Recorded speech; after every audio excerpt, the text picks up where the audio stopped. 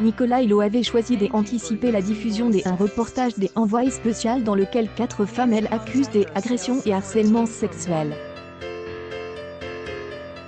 Il avait dénoncé, sur BFM TV face à Bruce Toussaint, une volonté de transformer le principe de présomption d'innocence en présomption de culpabilité de la part des journalistes du service public. Élise Lucet, en charge du programme, lui a répondu avec transparence. La journaliste a démenti sur le plateau de CAVD avoir fait une enquête à charge.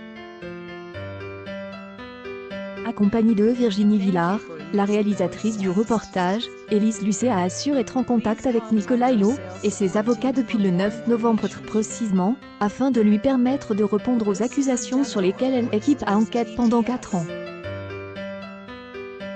Nicolas Hulot, par l'intermédiaire de ses conseils juridiques, voulait connaître l'identité des femmes témoignant contre lui, a expliqué Élise Lucet. Une demande à laquelle elle ne s'est pas pliée, les accusatrices ayant demandé clairement de protéger leurs identités et de ne pas les révéler avant l'émission.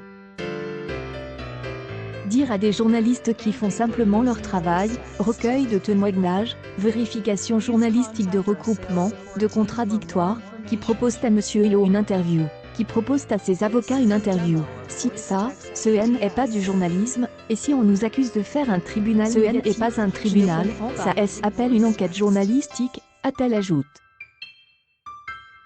À l'annonce de ce reportage, l'animatrice et comédienne Maureen Barr a écrit une lettre dans laquelle elle accuse Nicolas Hulot de lui avoir sauté dessus lorsqu'elle avait 18 ans en 1989.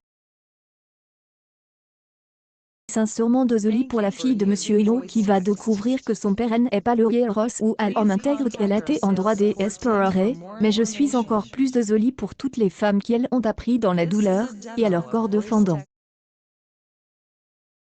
Entre elle et elle, j'y ai choisi elle.